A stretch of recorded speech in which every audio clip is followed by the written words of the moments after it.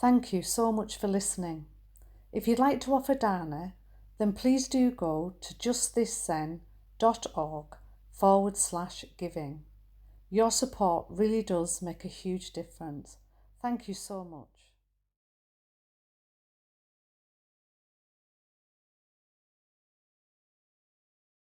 Welcome everybody.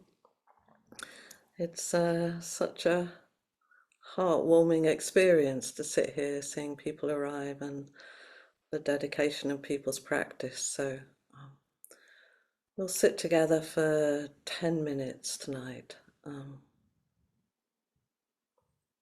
let's say together before we sit, and we can get our voices. Vast is the robe of liberation, a formless field of benefaction. Wearing the universal teaching, I realize the one true nature, thus harmonizing all being. Vast is the robe of liberation, a formless field of benefaction. Wearing the universal teaching, I realize the one true nature, thus harmonizing all being. Vast is the robe of liberation, a formless field of benefaction. Wearing the universal teaching, I realize the one true nature, thus harmonizing all being. And as we sit together for our 10 minutes, it's like we're all held within that vast robe. We're all sitting there in and being the robe together.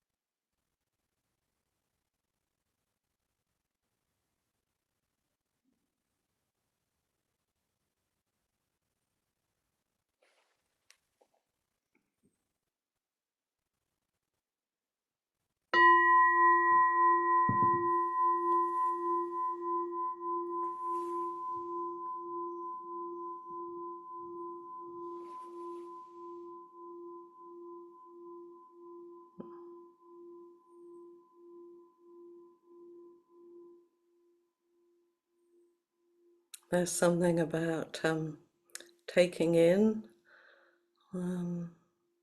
as the frames come up. I usually say the name to myself, so it's like even though I won't have met a huge number of you, you feel deeply familiar to me. Just that sense of knowing your name and what that calls up in me is it feels like a real precious offering. So I never liked it in groups when people had to wear their names on a sticky thing on their chest, but somehow here I'm deeply appreciative of seeing everybody coming and the regularity of some of that. So it feels very beautiful to me today. And over the sort of tumult that's been both internal and external for me for over the last few weeks, I've had a phrase just echoing in me. Oh, yeah, and the phrase is belonging is what we are, separation is what we do. And that sense of belonging is what we are. Belonging is an expression of how we live under the vast robe and make up the vast robe and in the vast robe. And separation is the active quality of being alive. It's like that's what we do to ourselves. Somehow we become separate from this belonging, which is what we are. And as I've been navigating the particular tumults in my own life, I've been really sorry to hear about, the misfortunes that have happened in Texas, but also, the cultural and climate things that are happening, and really aware that people will be juggling a lot. Not necessarily personal misfortune, but it's a tricky, difficult, painful times. And I was just talking with Ed before we started, and we were also both noticing the capacity for grace and delight and blessing that also kind of come with having a practice sitting on the cushion and finding ways to face the misfortunes. And I've been driving over the last few weeks, I've been driving backwards and forwards to hospitals in unfamiliar and then familiar territory. And I don't know how your nervous systems work, but I have a pretty persistent soundtrack mind. So I've been having two soundtracks running pretty concurrently. One is just the song Fragile by Sting. On and on the rain will fall like tears from a star. On and on the rain will say how fragile we are, how fragile we are. So I've had that sense of my fragility, my beloved Josh's fragility, the fragility of the world, and then that's acknowledged, that song is nothing new, is it? How fragile we are. And the other is the poem by W.S. Merwin, which I'm sure many of you will know, which is called Thanks. I'll read it. Listen. With the night falling, we are saying thank you. We are stopping on the bridges to bow from the railings. We are running out of the glass rooms with our mouths full of food to look at the sky and say thank you. We are standing by the water, thanking it, standing by the windows, looking out in all directions, back from a series of hospitals, back from a mugging, after funerals. We are saying thank you. After news of the dead, whether we knew them or not, we're saying thank you. Over telephones, we're saying thank you, and in doorways and in the backs of cars and in elevators, remembering wars and the police at the door and the beatings on the stairs, we're saying thank you.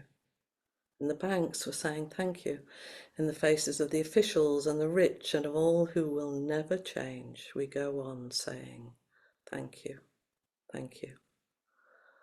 With the animals dying around us, taking our feelings, we are saying thank you. With the forests falling faster than the minutes of our lives, we are saying thank you. With the words growing out like cells of a brain, with the cities growing over us, we're saying thank you. Faster and faster. With nobody listening, we're saying thank you. Thank you. We are saying and waving, dark though it is.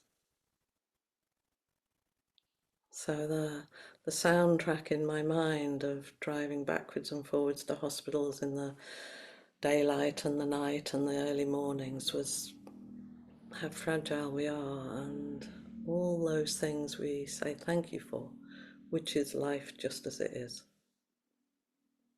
Life exactly and just as it is. And there were times, you kind of get broken open in those times, don't you, by exhaustion and needfulness and everything that's happening. I felt like I could feel all of it. The vortex of suffering and kindness and competence and the collapse that's happening in our full and overstretched and understaffed waiting rooms in the UK's health service, which is free. The blessing of that and the courage and the dedication, as well as the moral injury of the staff who want to help, but so often need to wear indifference to individuals' needs so that they can withstand the endless, unretreating tides of misery. And the human frailties of young and old as they seek help, but have to wait patiently, and sometimes not so patiently, for that help in the place that they've gone to get help that can then seem to not appear. And it was a beautiful and needful place to practice metta. You're sitting for hours, what are you going to do? To practice metta, read, walk around, drink, all of those things too. But, to thank a young man who was broken and in pain and who was trying so hard. He offered this elderly lady a cup of tea, even bought my tea when we were standing at the vending machine together. But he was clearly not okay, probably pretty self-medicated, and he told me and showed me pictures of the love of his life who died recently from an overdose. And he left the hospital in despair because he couldn't bear waiting any longer. I was sort of left carrying him. Is Elliot going to be alive? Is he going to self-medicate and take an overdose as well? So those moments of encounter and touching intimacy and difficulty. And then one morning I was driving back at 3 a.m. and it was magical. I was driving through this cloud of moths. It was just so exquisite in the sort of the light that hadn't fully gone, and just moments of absolute magic. And then I was also sitting during all of this time reading of the death of the wonderful inspirational poet Andrea Gibson. Some of you may know her. A wonderful poet who spent her latter years knowing she was dying of ovarian cancer, and she walked herself so openly and generously towards her own demise. And a couple of things that she said that have stayed in me, which was knowing that I could die any day saved my life. Would that we could know that, because it's true. Knowing that I could die any day saved my life. Really understanding the brevity of this existence has given me more gratitude, awe, and joy than I thought would be possible for me in this lifetime. And then she said, towards the end, just to be clear, I don't want to get out without a broken heart. I don't want to get out without a broken heart. I intend to leave this life so shattered, there's going to have to be 1,000 separate heavens for all of my flying parts. She talked of leaving life with stretch marks on her heart. And for me, that's kind of really sums up what's being asked of all of us right now, to give birth to love. We need those stretch marks. We need to be able to fully open to the pain and the glorious mystery of our lives, and knowing we won't be able to hold it all. And in fact, it's the not holding it all which leads us towards connection and kindness. And if we can find a way to not permanently close down in fear or despair or cynicism, if we can find ways to keep flowing into openness, and then when necessary, take our little breaks and then step back out into the world with an open heart. One of the more late nights, early mornings, I was driving around an unfamiliar city looking for a hotel where I could just catch a few hours sleep, and I'd left Josh in his hospital bed, and I approached a traffic lights on red, and so this is in the middle of a city, and I looked over, and to my absolute amazement, on my left was an enormous stag, just sitting regally on the grass verge. And I stopped at the red lights, and I looked at the stag, and the stag looked at me, and I thought, I'm pretty sure I'm not hallucinating. I'm pretty sure this is real. And it was just looking so at home and so at ease in its surroundings. And I really took heart. It felt like I can find rest even in this place. And the poem that I'd written for Josh as his Benji at the completion ceremony, the opening lines are, "Still, the waters run deep, the stag patiently waits, perhaps a lifetime, this lifetime, steadfast as he watches, studies this floating world." So here was this stag just sitting there, and I was in a place where I saw it. So there was a sort of immense amount of peace and joy in that moment. Josh in the hospital, the stag beside the road, and my search for refuge. And there was a feeling there's nothing that doesn't belong. Belonging is what we are. So I have that sense of, often when we're caught in life's rip tides, something in that stretched, open, overwhelmed, breaking heart is what can really connect us to life as it is. That feeling is indeed life as it is. And there's a practice which I've sometimes offered in Hakomi groups, which is based, as far as I can understand it, on an African Zulu practice. And when I initially learned this, it's Sawabona, Sawabona, and it's an African greeting, and I originally learned it as, I see you, and by seeing you, I bring you into being. I see you, and by seeing you, I bring you into being. And then recently I heard it again, and it was, we see you. We, me and all the ancestors, see you and all your ancestors. We see your history. We see you. And I loved that, that sense of, like, when we do some of the prayers, we move from I to we to the world, and it's like, oh yeah, it's not just I see you, it's we see you. And the greeting is an invocation spoken in two parts, and the first is Sikona, Sikona, which means we are here to be seen. We're here to be seen. And the other part is Soabona, we see you. Can we see, when we sit here and we look in our little tiles at people we may never meet in physical life, can we see the whole of the person, and the way that they are, the way they inhabit their world, and which is emerged from all of the causes and conditions throughout time, not just from the moment of your birth, the whole lot. And I love this idea that when we fully acknowledge another person, we bring them into being as themselves. It opens a space for us to be recognized as who we are. And I think of this very much as a kind of inner and outer practice.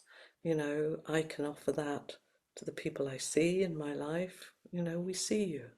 So bona. But can we do that on our cushion? You know, can we do that in our sitting practice? Can we look at ourselves and say, we see you.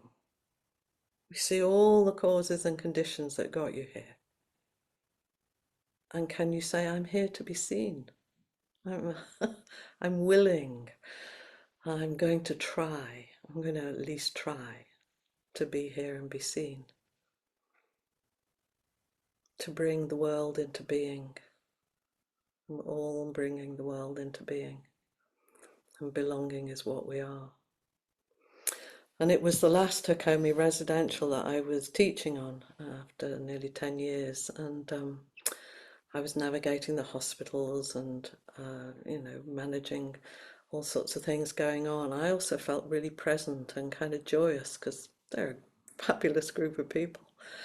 And so we were doing the thing you do, sitting in the circle and checking in. And someone said to me, I'll miss you. And I heard myself say, I'm here to be missed. I'm here to be missed. And we all laughed. I laughed. And then I cried. Because suddenly the realness of that is, and I said, the greatest risk I've taken in sitting in this seat of a trainer, a teacher, is the risk of being loved. That's been the biggest risk of all for me, is the risk of being loved. And you've offered me that, and I felt loved. And I know I'll be missed. I know I'll be missed. And my task in this is to take care of all the parts of me that are shy about that or dismissing or, my lovely avoidant attachment bits, whatever is like, that's my task is to manage that and to really be open to receiving the love and care, which honestly couldn't have been more abundant in these rather strange circumstances. We are here to be seen. Belonging is what we are. And then I heard the wonderful rich tones of Peter Coyote reading from the new book of Suzuki Roshi's teachings. And he said, sharing the feeling we have right here, right now, is the fundamental basic thing for Zen practice. Zen is, in one word, to share our feeling with people, with trees, and with mountains. Wherever we are, that is Zen practice. The fundamental basic practice is to share our feelings with people and trees and mountains. And I'm pretty sure he's not talking about kind of like sharing, like saying to the world, this is what I am. It's like we are sharing this experience together. We are all part of this experience. We share the experience, and we share it with each other, and we share it with the trees and with the mountains, with the people we're not talking to, and with the people we don't know, with the people we do. It's to participate, it's to really participate with the whole of life, with the air and the planet that we stand on. We share history and time. Nothing belongs to one person.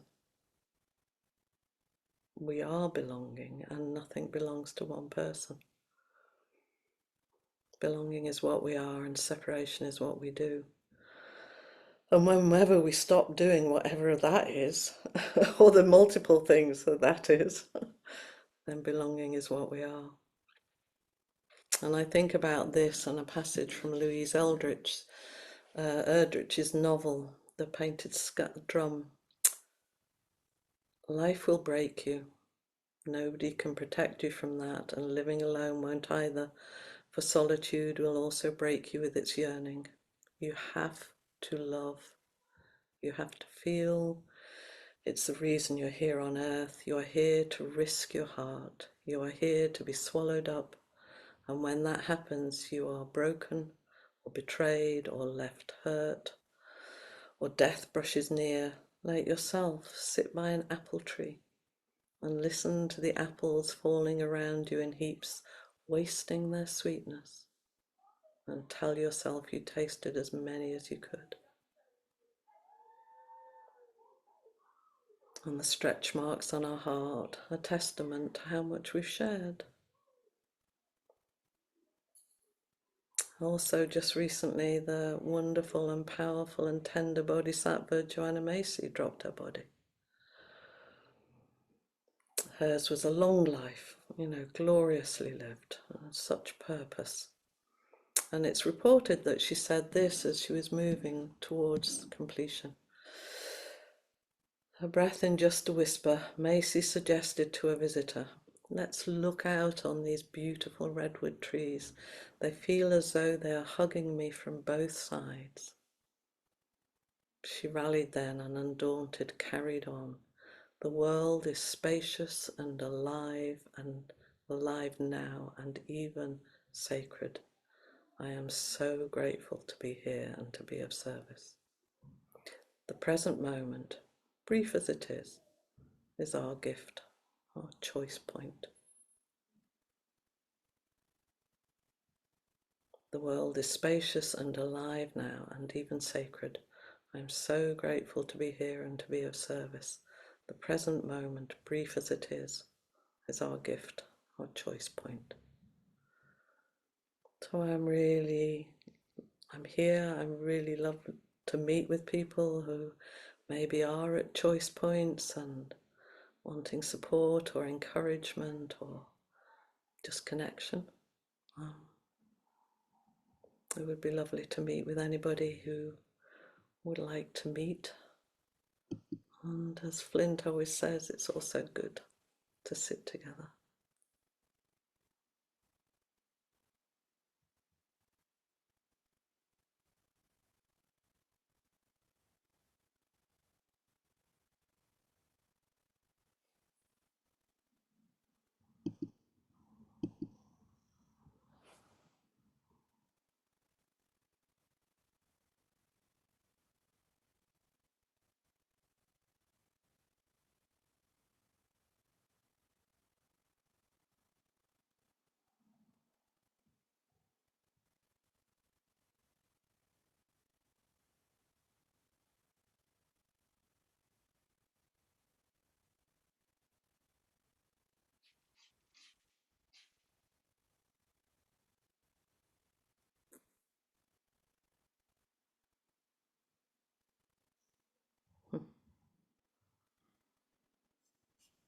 Hello, lovely Sophie.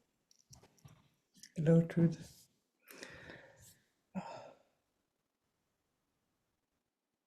What a powerful thing you just said.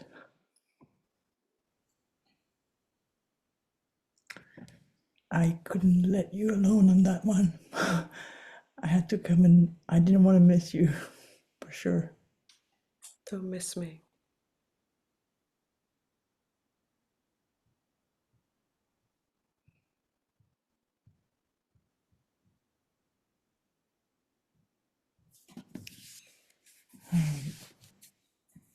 I didn't know about Joanna Macy.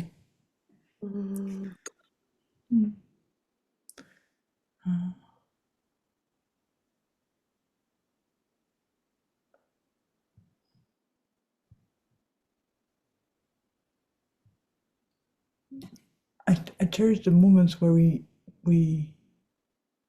belong together.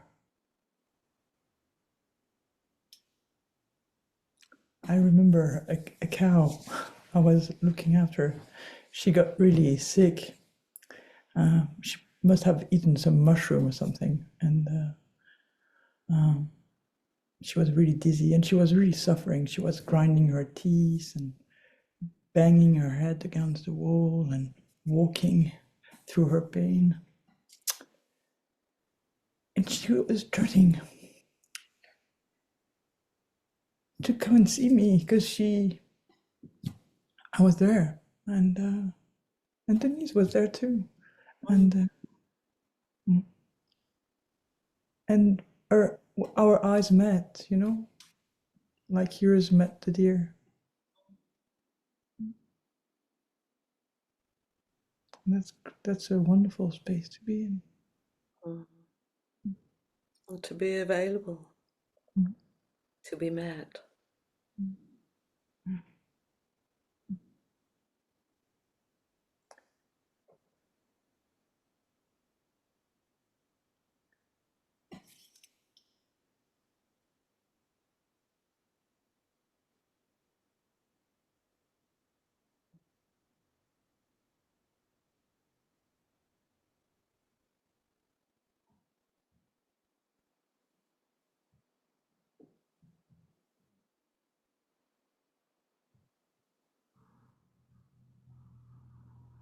Mm.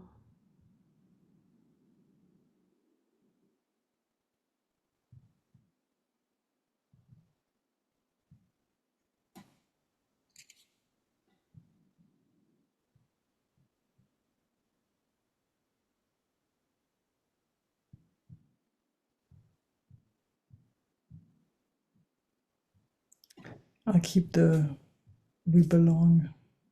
That's what we are. Yeah.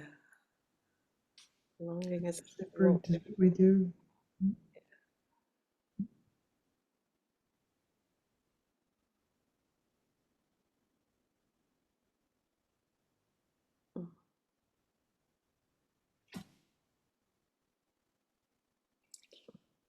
Thank you for coming.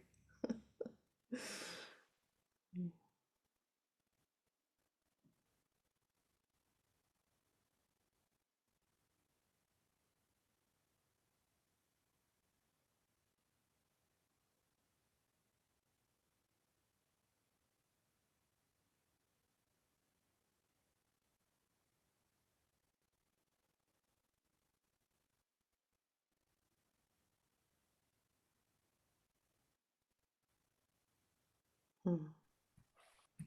Joel.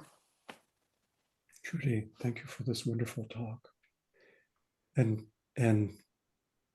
please allow me just to say how much I care for you and Josh. And I'd heard a little bit about Josh's situation, but didn't know much. And I'm delighted to see him on screen today. That was a great pleasure. I've got a jumble of thoughts in response to some of the things you said. So wonderful about the fragility, that wonderful Merwin poem. Thank you. Um, and the stag in the middle of a city, sitting there. And I'm just reminded of an experience that I have over and over again. That most of the time, whatever I'm looking at it through glasses that make it impossible for me to see anything that's not of immediate use to me. Like if I'm sitting at a traffic light, I'm watching the light, I'm looking at the map to see what direction I can turn in and whether or not there's traffic coming and all that. But what I find is, to the extent that I have the capacity to ask that kind of instrumentalizing part of my brain to quiet down for a second, I realize uh, with a kind of sense of awe the history and the completeness of everything around me.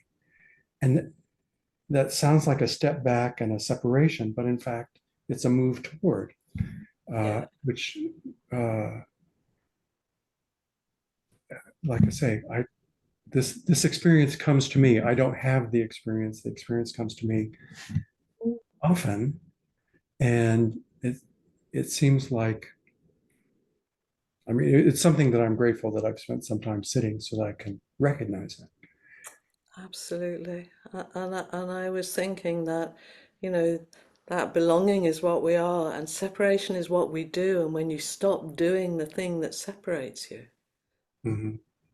and what you experience is Mm-hmm. the kind of natural embeddedness of you in the world.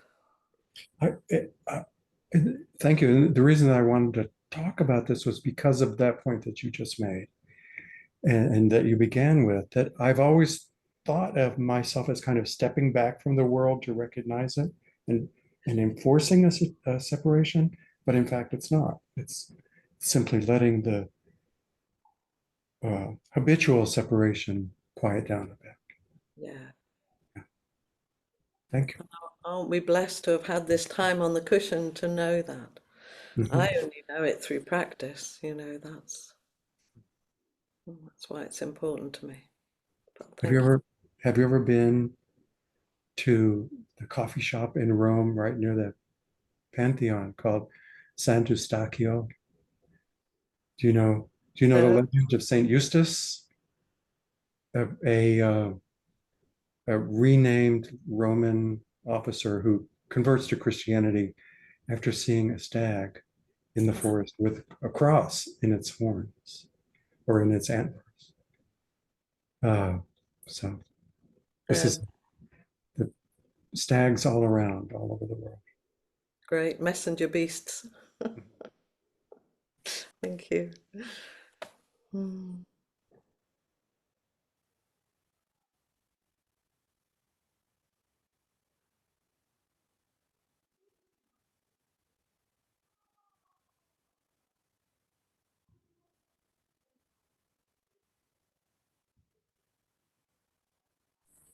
There you go. Hi, Lynn.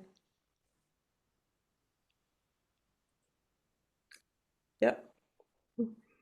I kind of lost everything for a moment. How lovely. All disappeared. Hmm.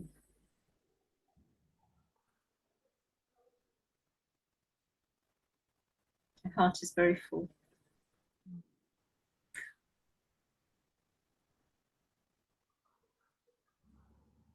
Gosh.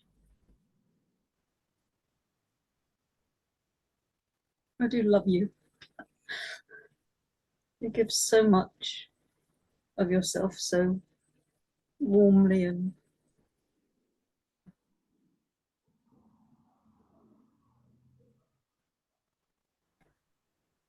as you know, I've been also sitting in hospital waiting rooms. So kind of was like, and I was so touched by, that recognition of what can I practice here? What's the practice now? Yeah. How can I be with what's here? And um, I was really touched by when we were waiting for Peter to have his operation the first time, and then had to come home. There was another gentleman there with his wife, and I was really caught by how good we are at distracting ourselves from what's really happening. I was watching them both playing a sort of dance together, and it was clear from what was said that it was really, really dangerous, the operation that he was going to have. Yeah. And it was very unlikely that he would actually survive. And I walked back to the car park with his wife, and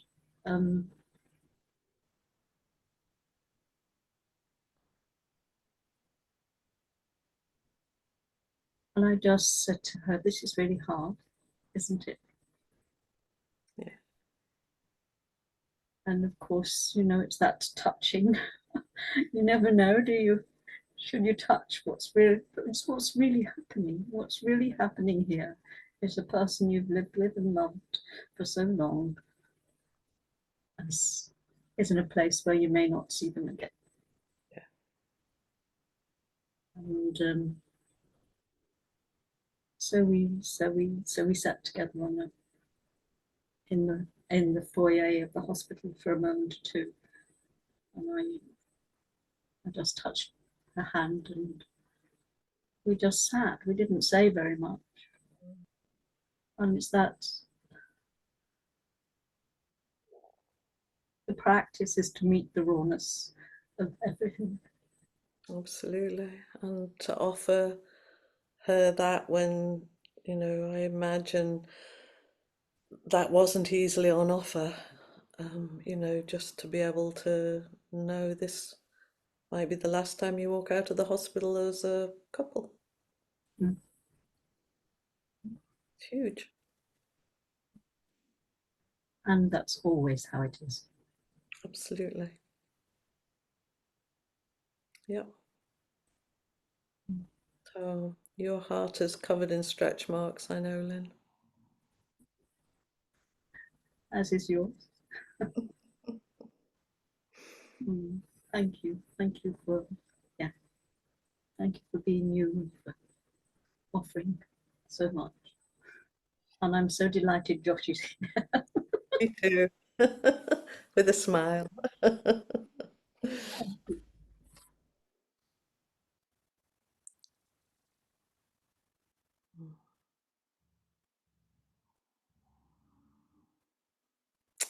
Mary. Oh, you're still muted. Ah, there you are. Yes.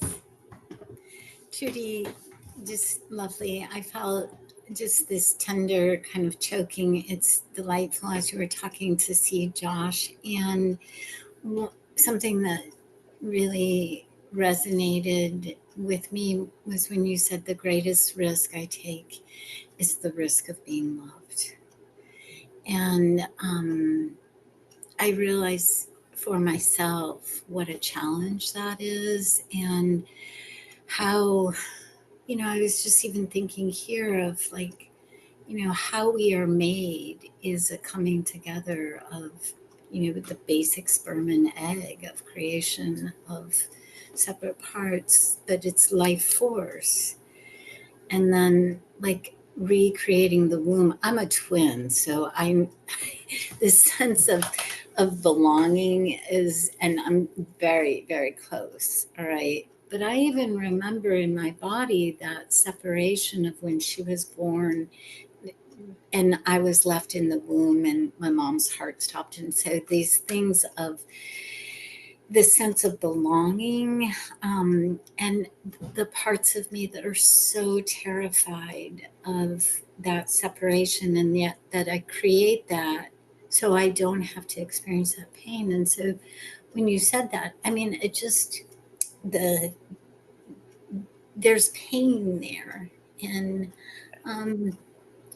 it seems really, and even talking about it right now, it just feels really scary. And in the womb of this context, to be able to talk about, as you say, sharing the feeling of what was evoked by your talk, and it's beautiful.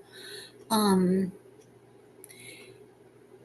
being able to name that it feels scary, and yet it is the greatest desire, and for you to name that is what we are. And I'm really touched because I can feel it's like it's moving through you, and the fear is there, and the longing is there, and the courage is there. Mm-hmm. You know, and it's like that's what you're really kind of sitting with here is like, I really want this, and it's probably the most scary thing. And when we can kind of know, don't have to work for it, it is what we are. Okay, yeah, it's that knowing Yeah. that is what we are.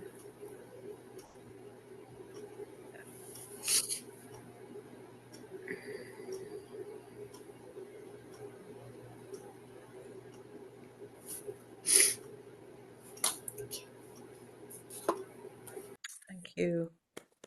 Thank you.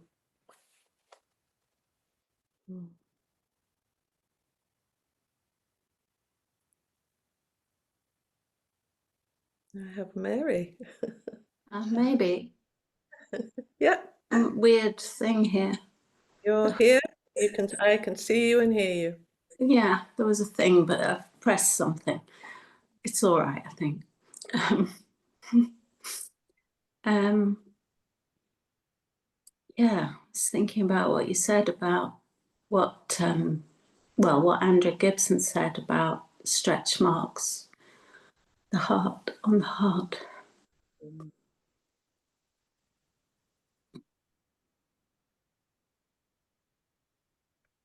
And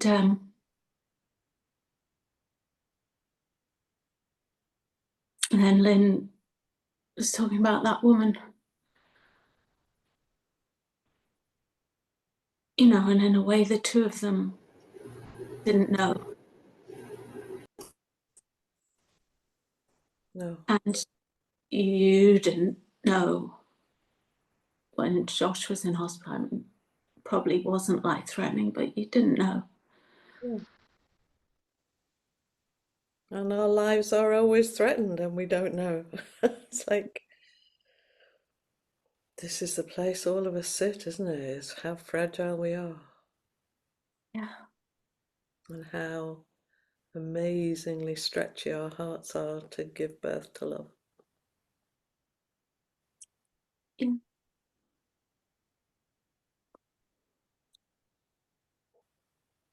And I know that it's all right.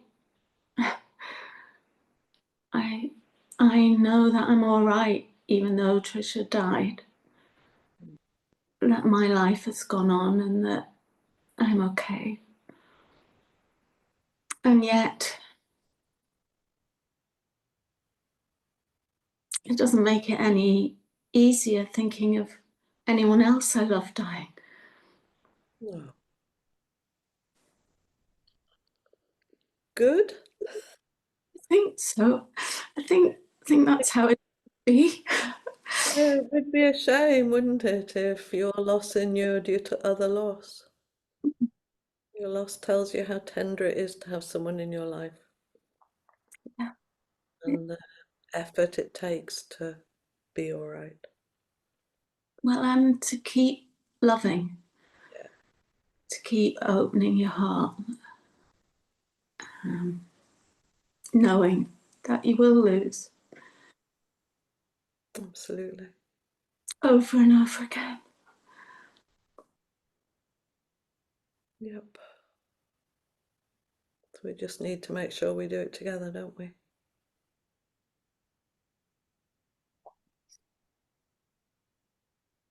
Knowing that you can't spare other people that loss or the pain of their vulnerability. And that all we can do is be alongside each other. Yeah.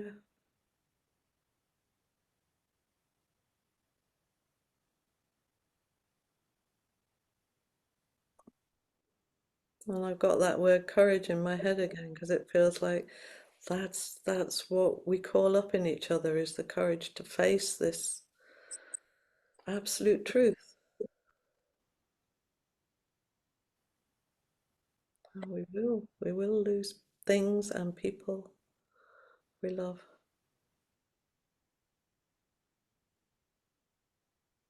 Yeah. And to be in a community of people who are prepared to sit with us while that happens.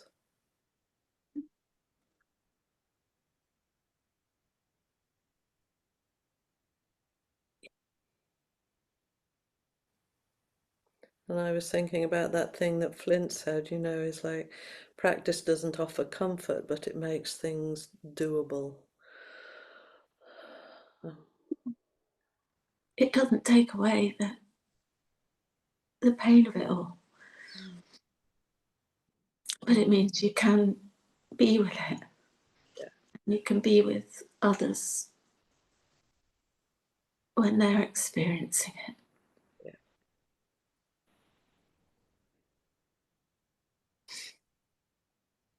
I'm here with you. No. I'm here. I see you.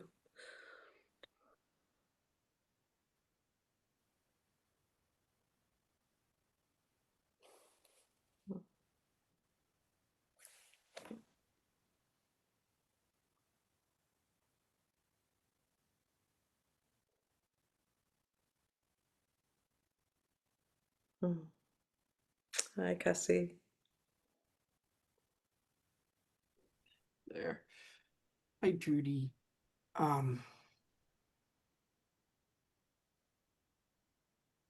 guess I will tattoo belonging is what we are and separation is what we do. Tattoo that right on my heart. And I want to offer Mary the biggest bear hug from Texas. Imagine that if you can. And to Sophie,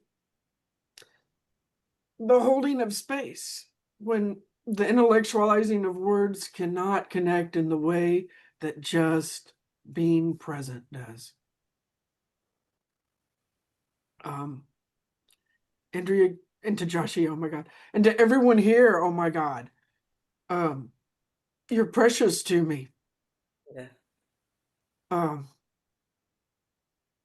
And Andrea Gibson, someone never met who is in my soul. Yeah. And to be so affected by their passing, and to see the outpouring of the world for her passing. Oh. Yeah. So one of the things that came into my feed today from her was I'd cut my soul into a million different pieces just to form a constellation to light your way home. Mm. I love you. Mm. Love you too, Cass. Thank you. I think we all do that, aren't we? It's like we're all finding ways to light our way home for each other and ourselves. So, hi, Denise. Hi, Trudy. I looked at the watch and we don't have many minutes. But I just want to tell you that you're offering fragility, the words you choose, by offering your fragility and Josh's fragility and our fragility. I felt that my heart grew bigger through listening to you. And there is such a lot, you mentioned the poem Thank You. And I say thank you to you. And thank you to Josh. And thank you to all of you who are here. And Casey, it was, I believe you when you said, I already forgot the word, but that we are, I don't remember the words, but you said it. And usually I have, no, it's not. But it really went right into my heart. And it became, during listening to you, it became so physically feelable, the separation, something I know how to do. Absolutely. And I grew up with. Absolutely. And it gives me a certain, I stand separate from you, and suddenly let go of this. It's like the glaciers melting, in a way. It's like, and then I don't know what happens. We don't. We don't. Yes. So trusting, in a way. Absolutely. And help each other to trust. Absolutely. And we know how to do that other stuff. Here's the whole thing. What happens? What happens when we belong? Stop trying.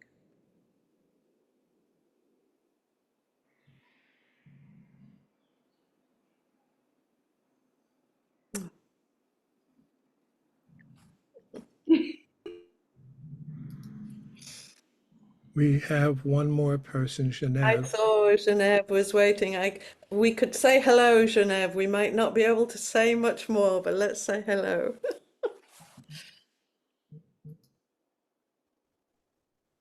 There you go. There you go. Oh, you switched it back on. You've just remuted yourself. It asked me twice, so well, I wish we had more than a breath, but I love you so much. Thank you so much. And to take a breath to say I love you too.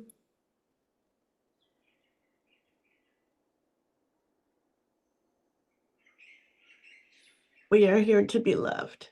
We're here to be loved. We're here to be seen. We're here to be missed. We're here to be loved.